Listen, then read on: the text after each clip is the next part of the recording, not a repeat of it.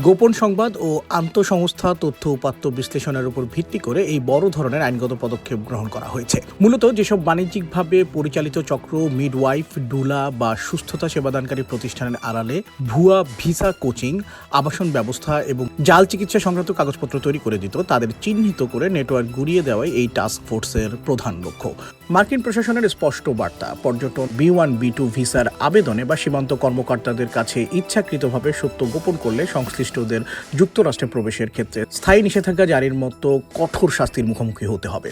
তবে বিশেষ মানবিক কারণ বা জাতীয় স্বার্থের বিষয়টি বিবেচনা করে নির্দিষ্ট ক্ষেত্র বিশেষে ভ্রমণের ছাড়পত্র দেওয়ার এখতিয়ার রাখা হয়েছে। প্রেসিডেন্ট ডোনাল্ড ট্রাম্পের নির্বাহী আদেশ 14419 বাস্তবায়নের মধ্য দিয়ে গঠিত এই টাস্ক ফোর্স মার্কিন অভিবাসন রাজনীতিতে নতুন আলোচনা জন্ম দিয়েছে। যুক্তরাষ্ট্রের 14তম সংশোধনীর প্রসঙ্গ টেনে সাংবিধানিক আইনজীবীরা নিশ্চিত করেছে যে ভিসা বাতিল করলেও জন্মসূত্রে নাগরিকত্বের আইনি অধিকার অক্ষুণ্ণ থাকছে। গত 30 জুন যুক্তরাষ্ট্রের সুপ্রিম কোর্ট পরিষ্কার জানিয়ে দিয়েছে, মা বাবার ভিসা বা বসবাসের আইনি স্থিতি যাই হোক না কেন, মার্কিন ভূখণ্ডে জন্ম নেওয়া যে কোনো শিশু স্বয়ংক্রিয়ভাবে যুক্তরাষ্ট্রের নাগরিকত্ব লাভ করবে।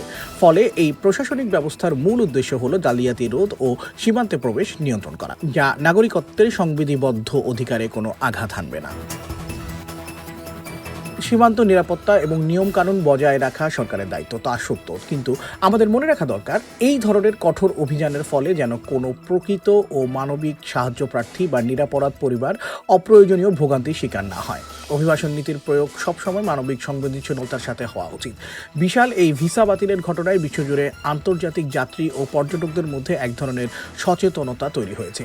একদিকে ভিসা আইনের স্বচ্ছতা বজায় রাখা, অন্যদিকে নিরপেক্ষ ও মানবিক দৃষ্টিভঙ্গি বজায় রেখে কাজ করা, উভয় দিক সামলানোকেই এখন যুক্তরাষ্ট্রের অভিবাসন নীতির সবচেয়ে বড় পরীক্ষা বলে মনে করছেন বিশ্লেষকরা।